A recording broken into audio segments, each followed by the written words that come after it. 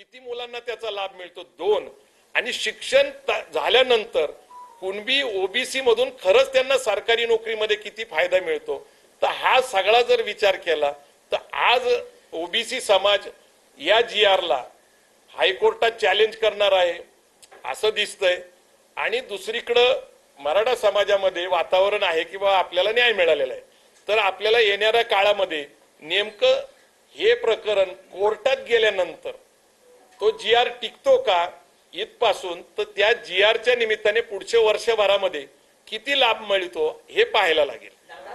सरकारनं फसवणूक केली का 2 प्रश्न या सगळ्यानंतर सरकारनं फसवणूक केली का आणि समजा हैदराबाद कॅलेंडर नंतर हे लागू झालं तर ओबीसी आरक्षणाला धक्का बसेल.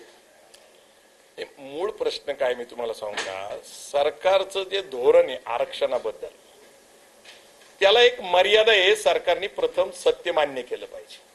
आरक्षण का मागितलं जातं ह्याच्यावर आपण विचार केला पाहिजे आणि ते मी अत्यंत मगासपासून सातत्याने सांगतोय की शिक्षण महागलेलं असल्यामुळं आपण आरक्षणाच्या वर्गात जर गेलो ओबीसी झालो SC झालो ST झालो तर आपल्याला आरक्षणामुळं माफक दरामध्ये दर्जेदार शिक्षण मिळेल ही अपेक्षा आहे समाजाची आणि मग आपण शिकलो तर सरकारी नोकरी लागल.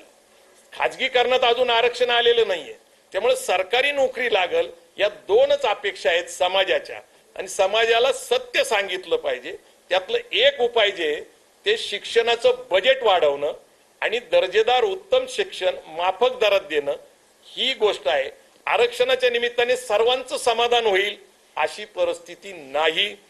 सरकारचं डोकं ठिकाण्यावर नाही असं माझं मत आहे कारण सरकारने पूर्ण एकूण आरक्षणावर स्पष्ट भूमिका घेणं गरजेचं आहे आणि सरकारने सांगितलं पाहिजे किंवा त्यांच्या मर्यादा काय आहेत.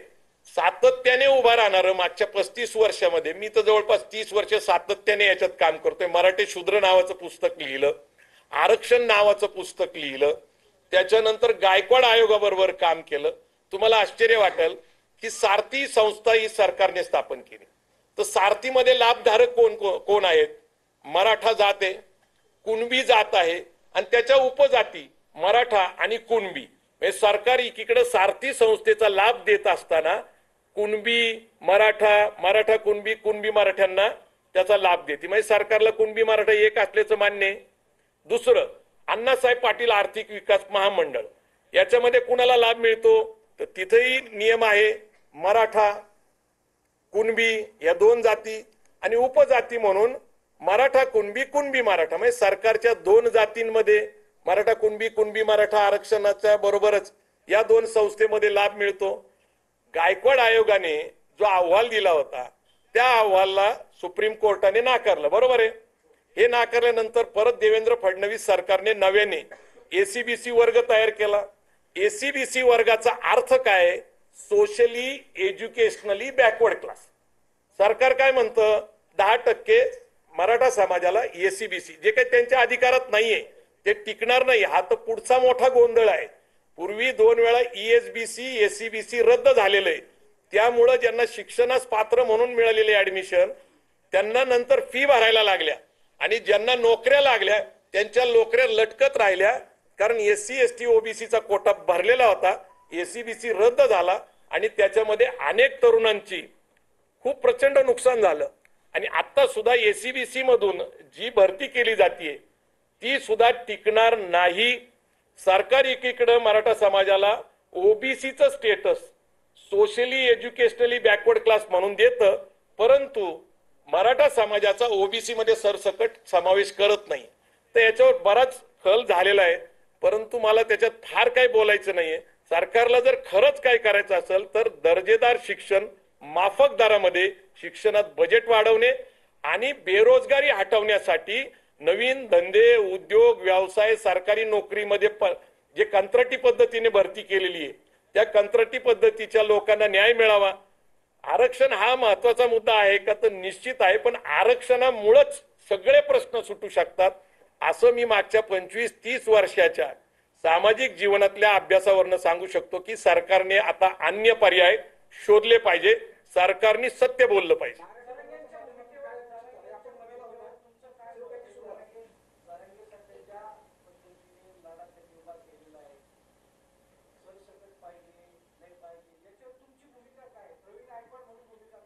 नाही, मुळात काय होतं की 1 जून 2004 खत्री कमिशनचा जो निर्णय आला त्याच्या 83व्या जातमध्ये कुणबीमध्ये मराठा कुणबी मराठा समावेश करण्यात आला. तर मराठा ही जात ओबीसी तशी पण गेलेली आहे. तुम्ही जर नीट बघितलं, तांत्रिक दृष्ट्या बघितलं तर मराठा कुणबी मराठा असं ज्यावेळेस म्हटलं वाईस वर्षा उलट सुलट, तर मराठा आणि कुणबी ही ज्यावेळेस जात त्याच्यात गेलेली आहे. पण आता सरसकटसाठी आम्ही तो लढा दिलेला आहे. 2004ला निर्णय आला त्यावेळेस पासून आम्ही बरे झाले देवा कुणबी केलो नावाचा एक कार्यक्रम घेऊन महाराष्ट्रात गेलो होतो. महाराष्ट्रामध्ये प्रबोधन केलं. मराठा समाज मागासवर्गीय म्हणून एक व्याख्यानाचा विषय घेऊन महाराष्ट्रात गेलो होतो.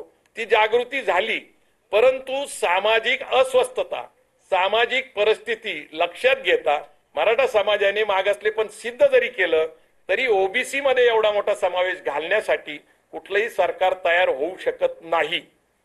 म्हणजे एकदा मी न्यायमूर्ती पी.बी. सावंत सरांना भेटलो होतो, जे त्या काळामध्ये इंदिरा साहनी विरुद्ध भारत सरकारमध्ये सुप्रीम कोर्टाचे जज होते. डॉक्टर म्हणजे न्यायमूर्ती पी.बी. सावंत यांना मी विचारलं होतं की सरसकट मराठा समाजाचा समावेश करणं शक्य आहे का? तर न्यायमूर्ती पी.बी. सावंतांनी सांगितलं की ज्या समुदायापासून संरक्षण पाहिजे तेच आता आरक्षण मागायला लागलेत.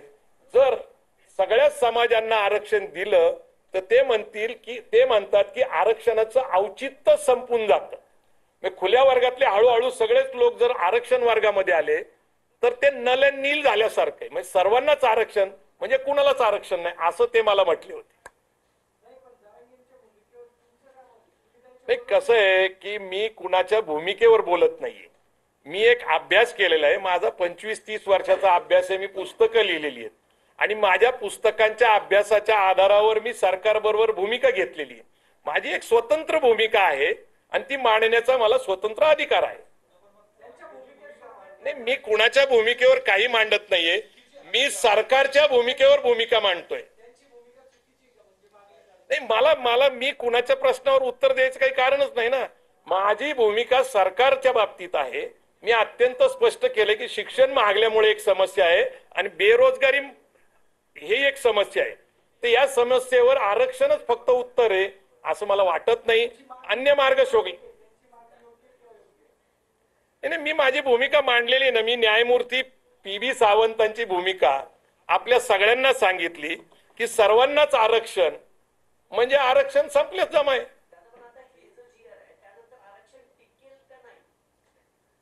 नाही, असं आहे की आरक्षण हा जो विषय आहे ना खूप व्यापक आहे. मुळात आरक्षणाच्या बाबतीत बोलायचं म्हटलं तर त्याला एक सामाजिक सुधारणेची गरज आहे. मुळात तुम्ही लक्षात घेत नाही की आरक्षण का मागितलं जाते मराठा समाजाकडून पण आणि ओबीसी समाजाकडून पण. तर त्यांना वाटतं की माफक दरातलं शिक्षण मिळावं आणि नोकरी मिळावी सरकारमध्ये. आता सरकार नोकर भरती करत नाही आणि खाजगीकरणामुळे नोकऱ्या कमी झाल्यात. म्हणजे सरकारच्या नोकरीचा लाभ होणाऱ्यांची संख्या कमी आहे आणि महागलेलं शिक्षण. मुळात समस्या वेगळी आहे आणि त्याच्या मागणीचा जो मार्ग आहे तर सगळ्यांना असं वाटतं की शाश्वत आहे आरक्षण आणि त्या मार्गातनं न्याय मिळेल. परंतु तो एकच मार्ग आहे असं नाही. मी तुम्हाला मगाशी जे सांगितलं की मेरिट जर बघितलं तर 1-2% गेलेले.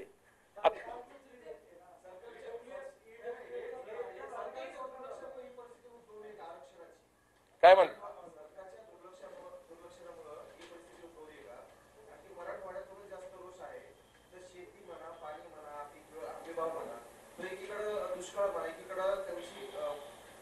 वाढतोय पण मुलांच्या शिक्षणाचा खर्च इकडे पण वाढतोय पण उत्पन्न काही मिळत नाही. त्यामुळे ही परिस्थिती निर्माण. मी मागे सांगितलं होतं की पूर्वी असं अनबॅलन्सिंग झालेलं आहे. पश्चिम महाराष्ट्राचा विकास झाला पण विदर्भ मराठवाडा खानदेश कोकण मागासलेलं राहिलं. म्हणून आपल्याकडे वैज्ञानिक विकास महामंडळ आणली. वैज्ञानिक विकास महामंडळामध्ये अनेक योजना आणल्या. अनेक योजनेच्या माध्यमातून जी काही त्यांची परिस्थिती होती त्यांना अनुदान देऊन तो विकास केला गेला. त्यावेळेस कसं होतं की मराठवाड्याची अस्मिता होती, कोकणाची अस्मिता होती, खानदेशाची, तर ती प्रादेशिक अस्मिता होती त्या भागाच्या लोकांची. पण आता जातीय अस्मिता झाल्यामुळे काय झालंय, जाती म्हणजे त्यातून जे काही लाभ मिळवायचा प्रयत्न करतोय तर दुसऱ्या जाती अस्वस्थ व्हायला लागलेल्या आहेत आणि ते परवडणारं नाहीये लक्षात घ्या. आणि म्हणून एकूण परिस्थितीचा विचार केला तर फक्त आरक्षणाने सगळ्या समस्या सुटू शकतात असं मी मानत नाही, आमची संघटना मानत नाही.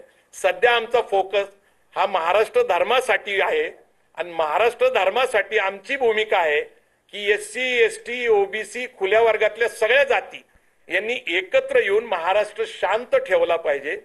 जातीय धार्मिक द्वेष पसरू नये. सध्या जे नेते नेतृत्व करतात त्यांनी भाषेची मर्यादा पाळली पाहिजे. या भाषेमुळं, नेत्यांच्या भाषेमुळं समाजाचा द्वेष पसरत चाललेला आहे. तर त्यामुळं महाराष्ट्र धर्मासाठी हा महाराष्ट्रात कार्यक्रम घेऊन जात असताना महाराष्ट्राची अस्वस्थ परिस्थिती, टोकदार झालेल्या भूमिका या संपूर्ण लोकशाही पद्धतीने सगळ्यांना हक्क आहे सरकारकडे मागणी करायची. सरकारने चुकीचं धोरण घेतलं तर आपल्याला इथं जे हायकोर्ट आहे, उच्च न्यायालय आहे, सुप्रीम कोर्ट आहे, त्याच्यात त्यांना न्याय मागण्याचा अधिकार आहे. पण समाजामध्ये अस्वस्थता पसरू नये, जातीय वर्गीय धार्मिक द्वेष पसरू नये याच्यासाठी महाराष्ट्र धर्मासाठी हा कार्यक्रम आम्ही महाराष्ट्रात घेऊन जातोय. सर्वांना त्याच्यामध्ये आम्ही निमंत्रित करतोय, चांगल्या नेत्यांना, चांगल्या वक्त्यांना, आणि त्यातून एक संदेश द्यायचा प्रयत्न करतोय की महाराष्ट्र धर्म टिकला पाहिजे, जो आमच्या संतांचा आहे, जो महापुरुषांचा आहे, जो समाज सुधारकांचा आहे, जो स्वातंत्र्यासाठी लढलेल्या लोकांचा आहे. आणि अगदी 1 मे 1960 निर्माण झालेल्या महाराष्ट्राच्या आंदोलनामध्ये जे सगळे सक्रिय होते त्यांच्यासाठी आहे.